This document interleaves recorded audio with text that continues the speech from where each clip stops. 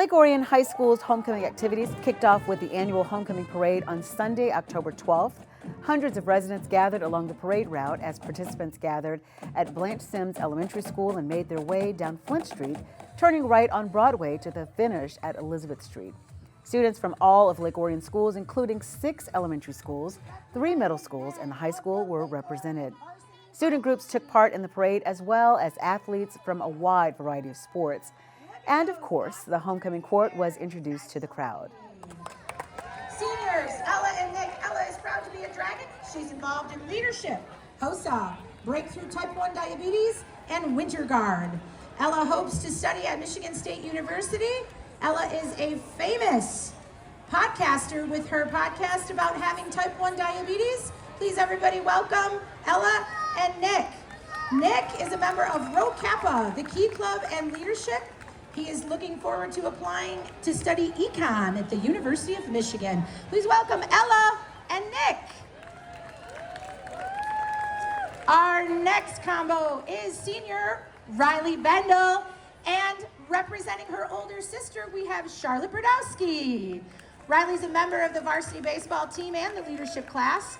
Riley hopes to be a pitcher on the Kellogg Community College baseball team for 2 years and is looking forward to moving forward in his career in baseball. Although Lily is unable to join us today, Charlotte is representing her. Lily is a member of the Lake Orion soccer team, which is where she is playing today, and she's out of town, but we're hoping to see her on the field on Friday night. Again, Lily and Riley. Next up, we have Nina Diaz and Kenny Bermudez. Lily and Kenny are both members of the Lake Orion Dragon Marching Band. I'm sorry, Nina. Nina is a part of the marching band. She is a U of M youth ensemble and the School of Art. She hopes to study business at the University of Michigan. Nina is our representative from the marching band, and Kenny. Kenny loves the community of Lake Orion, and he is a member of the marching band and track and field. He's also a member of Math National Honor Society. Please welcome Nina and Kenny to the court. Our next up, we have Layla Thomas and Jaden Barrero. Layla is proud to be a student of LOHS, representing strength and pride and unity. She runs track and field and hopes to study special education. Jaden's proud to be a dragon. He loves the opportunity to express his pride through sports. He's a member of our Lake Orion varsity football team and track and field.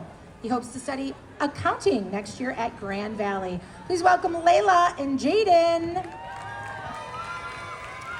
And last but definitely not least, our final appearance is Nadia Fedorenchuk and Owen Kurth.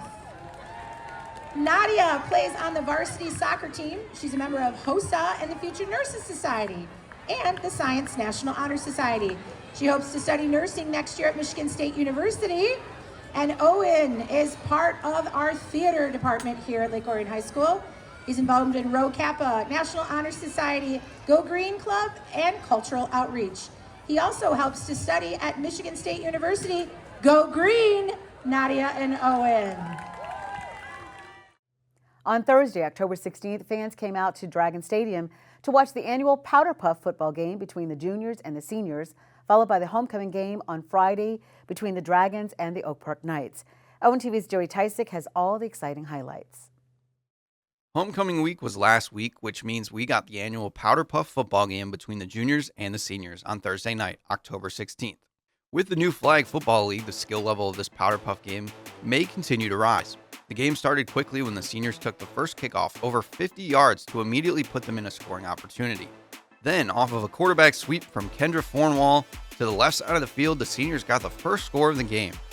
The juniors then responded quickly with a 48-yard touchdown run from Abby Nearing, tying the score at 7. On the ensuing seniors drive, Lily Brodowski scored from 34 yards out after a quick cutback, and then the juniors just could not pull her flag and scored. However, the juniors again responded as Sailor Papadelis faked the handoff and ran it herself for the touchdown. But this time the juniors went for 2 points, converted, and now had the lead. The seniors once again responded, and this game turned into a track meet as Nadia Fedorenchuk received a reverse for the 66-yard touchdown. What a play by the seniors to put the seniors back in front 21-15. The defense has stepped up a bit as this would be the score at the end of the half. Coming out of halftime, the juniors received the kickoff and just a couple minutes into the drive, Brooke Bronchick ran it in from 50 yards out. With the game tied, the juniors once again went for two, but they were unsuccessful, keeping the score at 21 apiece. Both teams slowed down until the fourth quarter when Lily Brodowski once again found the end zone with the juniors just struggling to grab her flags. The seniors secured the game when once again they used the reverse to give Fedorinchik another long touchdown. The seniors avoided an early scare from the juniors to win the game 35-21. Then came the big Friday night festivities of the varsity football team going up against Oak Park for homecoming. The Dragons were looking to get their first win of the season after a multitude of close losses, injuries, and other setbacks on the season. It did not take long for Lake Orion to get on the board as Peyton Lyles returned the opening kickoff for a touchdown to give Lake Orion the early lead. This also fired up Lake Orion's defense, stopping Oak Park as the Knights didn't help themselves much, getting a few penalties on their opening drive. Lake Orion got the ball back and wasted no time moving the ball down the field with a solid running game, even from the quarterback Anderson Adams. From the 34-yard line, Adams got the snap and Oak Park sent pressure. Adams stepped up in the pocket and with wide open running room, took it himself for the score, putting the Dragons up 14-0. This score would be the score going into the half as Oak Park's defense settled in and really made it tough on the Dragons. The Dragons continued to get stops as well, but once again, silly mistakes were hurting Oak Park. In the second half, Lake Orion had a costly fumble early in the third quarter that led to the Knights' first score of the game from Quentin Blakely. Oak Park continued to put pressure on the Dragons, and the Dragons had some penalties that really cost them late in the game, giving Oak Park opportunities. However, the Dragons' defense responded with some tough stops, but once again, the offense just couldn't get into rhythm in the second half, with lots of penalties, drops, and miscues. Lake Orion would punt with 4 minutes to go, and Rondre Austin received a kick and returned it for a 96-yard touchdown. However, Austin would receive an unsportsmanlike penalty for taunting on the return, putting the extra point attempt from 35 yards out, leading Oak Park to decide to go for two and the potential win.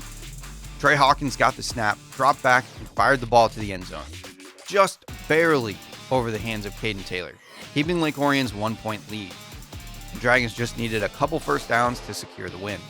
However, Oak Park got the stop, and with 50 seconds to go, Hawkins found Taylor for a deep pass to put the Knights at Lake Orion's 25-yard line. But Lake Orion stepped up huge as they got a key sack on the next play. This would rattle Oak Park as they needed to hurry, and their receivers would try to leave early, getting back-to-back false start penalties, moving them all the way to midfield.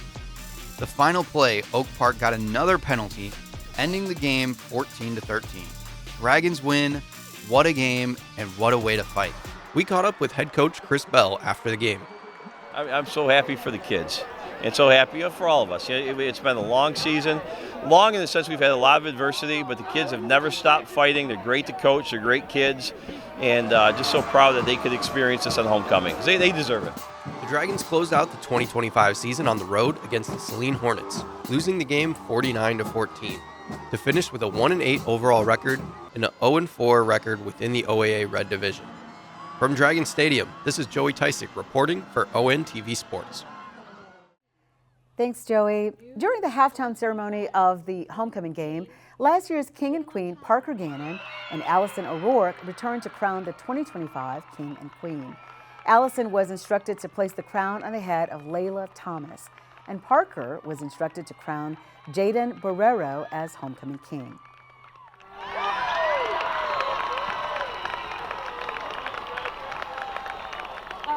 King. Jaden's definitely a king.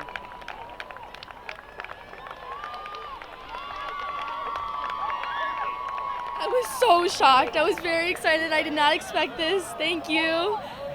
It was great. It was so unexpected. It was just nice to finally have something good come out of this football season for me.